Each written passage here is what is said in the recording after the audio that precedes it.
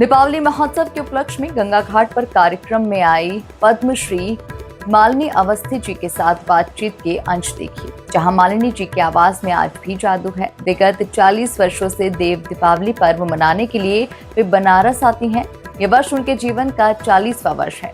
Chanakya news India से पुष्पेंद्र मिश्रा, बबलू चंदौली से। आज आप काशी आई है, पहले ये बताइए कैसी अनुभूति हो रही है आपकी? अब ये तो किसी बच्चे को बोले अपने घर आके कैसा लगता है तो ये कैसा लगेगा। तो बनारस तो यदि ना आने का मौका मिले 1 महीना, 1.5 महीना, 2 महीना तो बेचैनी होती है अंदर से। ऐसा लगता है जैसे घर रूठ गया है क्या। और गंगा महोत्सव से तो बड़ा पुराना रिश्ता है। मुझे इस बात का इतना सौभाग्य है कि जो गंगा महोत्सव पहला हुआ था उसमें मैं गाने आई थी भातखंडे संगीत विद्यालय की ओर से, और एग्जैक्टली 40 साल हुए आज।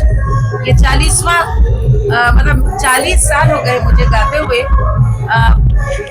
जो आप कह सकते हो प्रोफेशनली, वरना तो 5 साल की उम्र से गा रही हूँ। जब पहला गंगा महोत्सव आरंभ हुआ था 1985 में राजेंद्र प्रसाद घाट पे, तब मैं छात्रा थी, भातखंडे की ओर से गाने आई थी और आज गा रही हूँ।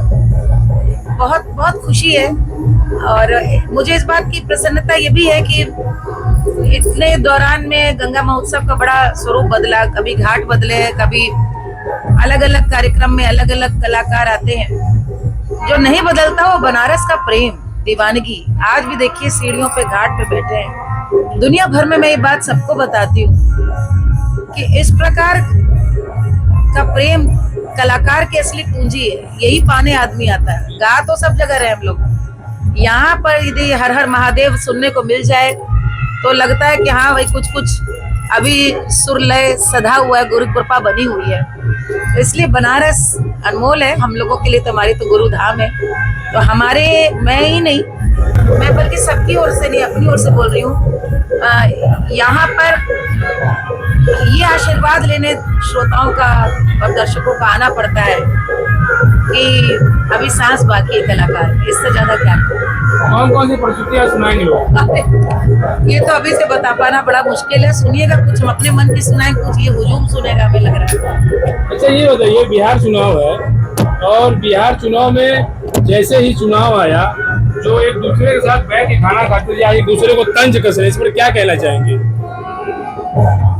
मैं राजनीति पे कुछ नहीं कहूंगी। मैं सिर्फ यही कहूंगी कि देश में कहीं भी चुनाव हो, क्या कारण है कि जैसे ही चुनाव आते हैं तब जाति वैमनस्यता की बातें आरंभ होती हैं। हम कितने एक हैं और हमारी परंपराएं और हमारी संस्कृति सबको कितना साथ लेके चलती है। ये देखना सुनना हो तो लोकगीत सुनने चाहिए, लोक कथाएं सुननी चाहिए, जहाँ वसुधैव कुटुंबकम और सर्वे भवन्तु सुखिनः की भावना है। कभी कोई समस्या है ही नहीं। लेकिन ये दुख की बात है कि क्षणिक फायदे के लिए या तत्कालिक प्रभाव के लिए कोई यदि जाति का इस्तेमाल करे। मूल रूप से हम भारतीय हैं और यही भावना होनी चाहिए। अंततः काशी वासियों को क्या कहेंगे इस गंगा महोत्सव में? महादेव की कृपा बनी रहे, गंगा मैया का, माँ अन्नपूर्णा का आशीर्वाद काशी पे बना रहे, एक एक काशी वासी पे बना रहे और पूरे विश्व को काशी की ओर से दिशा मिलती रहे, मार्गदर्शन मिलता रहे कि संस्कृति का संरक्षण कैसे करें। बहुत बहुत धन्यवाद।